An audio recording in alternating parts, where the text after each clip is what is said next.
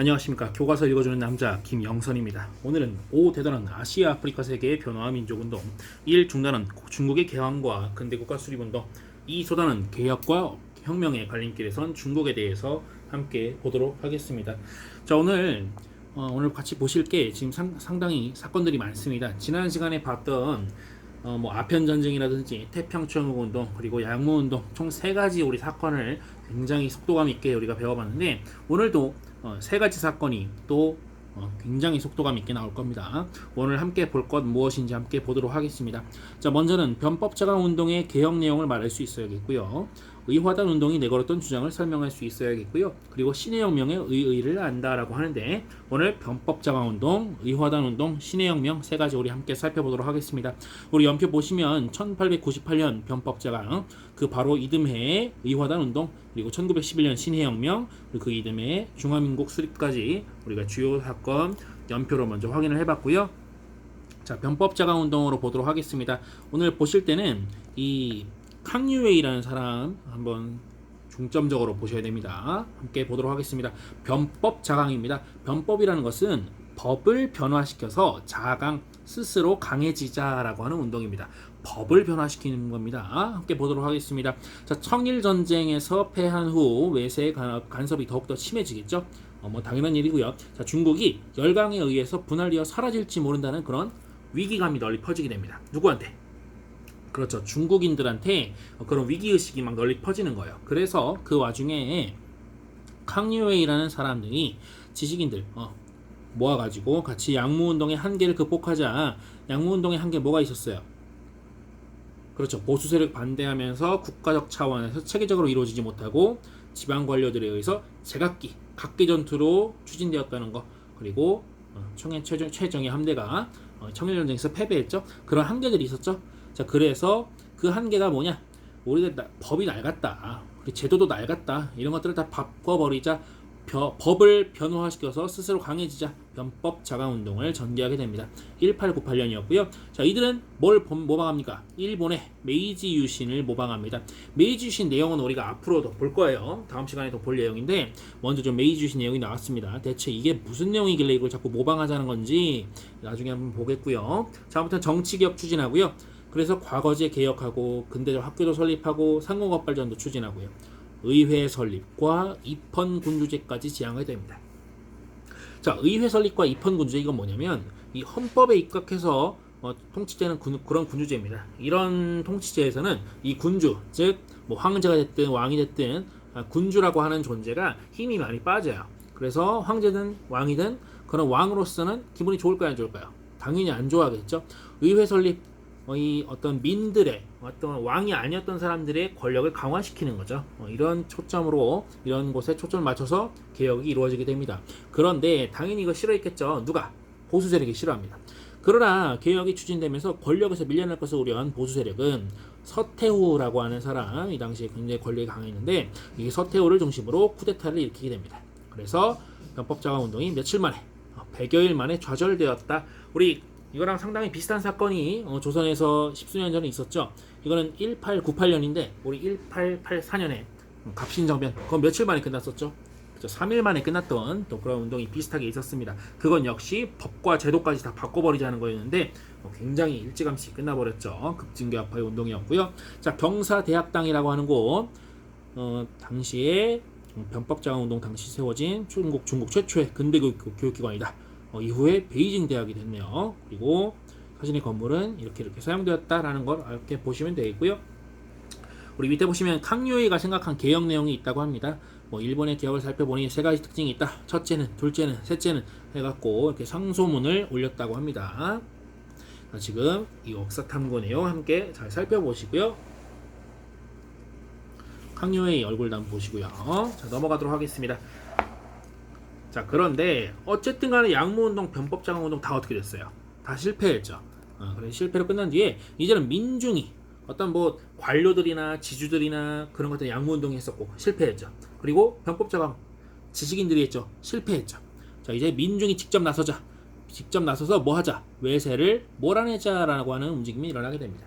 조금 달라요. 양무, 서양의 무기를 받아들이자. 변법, 법을 변화시키자, 어떤 식으로 좀 서양식으로 변화시키자 하는 거였는데, 민중들은 그런 서양 세력들을, 외국 세력들을 다 어떻게 하자, 몰아내자는 쪽으로 이런 움직임이 일어났습니다. 특히 비밀결사였던 의화단이라고 하는 단체가 있었어요. 이 의화단이 선교사와 교회를 공격하고요, 철로와 전신시설 등을, 전기 왔다 갔다 하는 그런 시설이에요. 뭐 통화나 이런 것들, 통신시설입니다. 자, 아무튼 그런 것들을 제국주의 침략의 상징으로 여겨서 다 뽀개고 다닙니다. 다 파괴하고 다니는 거죠. 이것을 의화단 운동이라고 합니다. 변법제강 운동 100일 만에 끝나고 바로 다음 해에 벌어진 거예요. 자, 의화단은 베이징으로 진출해서 외국 공사관 구역을 포위 공격합니다. 자, 이에 자국민 보호를 명분으로 결성된 열강의 8개국 연합군이, 8개나 되는 나라의 연합군이 베이징을 점령하고요, 의화단 운동을 진압합니다. 또 청은 열강의 요구로 신축조약, 이 조약 이름이며 신축조약을 맺었어요. 1901년이 신축년이었습니다. 그래서 신축조약이에요. 자, 거액의 배상금을 지불하기로 약속하고 베이징의 외국군의 주둔을 허용합니다. 조선이 외국군의 주둔을 하나하나 허용했던 거랑 상당히 그림이 비슷하죠. 이 지도도 한번 봐주시고요. 각 지역들이 어떤 나라들의 영향하에 있었는지, 뭐 중국은 식민지가 안 됐나요? 라고 묻는 친구들이 있는데, 사실 거의 반식민지나 다름없는 그런 상황을 맞이했었습니다. 그리고 여기 보니까 어마어마하죠. 이 청나라의 황제 자리를 서양인들이 돌아가면서 앉아보는 거죠. 뭐 사진도 찍어보고 기념 촬영하는 거죠. 내가 여기 먹었다, 이런 얘기죠. 자, 의화단 운동은 중국에 어떤 영향을 끼쳤나요? 뭐 이런 내용도 나와 있는데 한번 살펴보시고요. 자, 의화단은 뭐 청을 도와 서양 오랑캐를 몰아내자라는 구호를 내걸고 봉기했다 그랬는데, 오히려 청의 몰락을 재촉하였다라고 하는 등등의 이야기들을 한번 살펴보시기 바랍니다. 여기 배상금 얘기가 굉장히 많이 나오고 있어요. 자, 그러다가 의화단 운동이 결국 진압이 됐잖아요. 지금 보세요. 아편전쟁 완전히 패배했죠. 태평천구 운동 진압당했죠.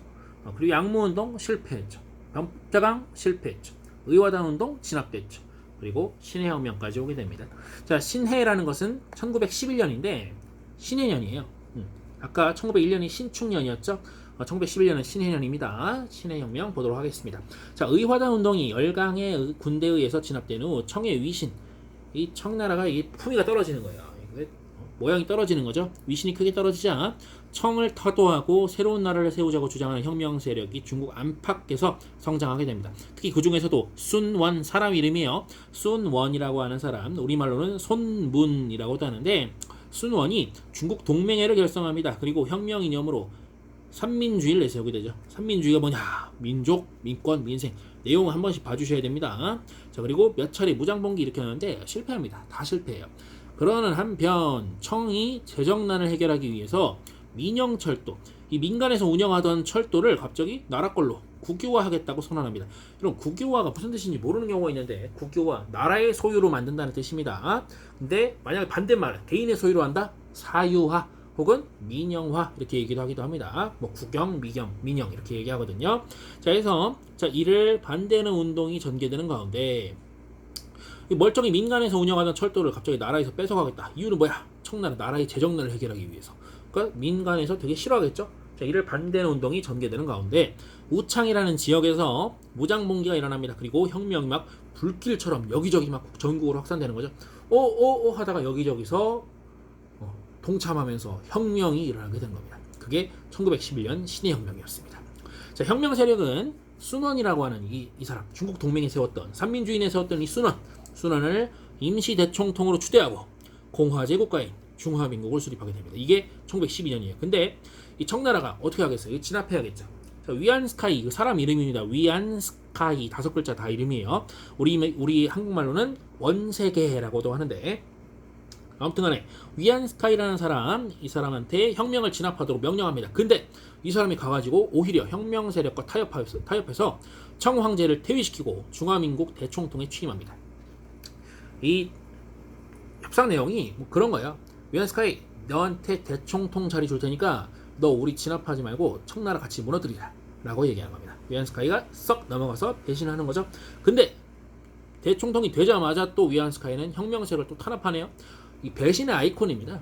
여기 갔다가 여기 탄압하고 또 저기 갔다가 저기 공격하고 배신의 아이콘입니다. 혁명 세력을 탄압하고 황제가 되려는 음모를 꾸미다가 병으로 죽게 됩니다. 이후 베이징 중앙정부의 힘이 약화되는 가운데 군벌이 각 지역을 분할해서 지배하게 됩니다. 군벌이 무슨 말인지 모르는 친구들이 있는데 이 군대로 이제 뭐 세력을 키운 그런 사람들이에요. 이 돈으로 세력 키운 사람 뭐라고 부를까요? 그죠? 재벌이라고 부르죠. 그것처럼 재벌, 뭐 문벌 이런 것처럼 군벌이 있는 겁니다. 군대를 가지고 자기의 세력을 키운 사람들이 군벌이라고 하는데 이 중앙정부와 힘이 빠지고 각 지역에서 군벌들이 막 난립하는 거죠. 그런 대혼란의 시대가 이제 펼쳐지게 되는 겁니다. 여기 보시면 아까도 말씀드렸지만 삼민주의 각각 뭔지 알아보셔야 되고요. 한번 알아두셔야 됩니다. 그리고 순원 어떤 존재인지 여기 동상도 나와 있는 거 한번 보시고 굉장히 존경받는 중국 혁명의 아버지라고 합니다. 자, 그리고 신해혁명 식민지 조선에 희망을 주다라고 했던 내용이 여기 조선인이었던 조성환이 이제 한창호에게 보냈습니다. 자, 이런 부분도 함께 살펴보시고요. 중국에서 되게 중요한 게 중국사에서 지금 일어난 일을 순서대로 진행해보는 거, 배열해보는 거 굉장히 중요합니다.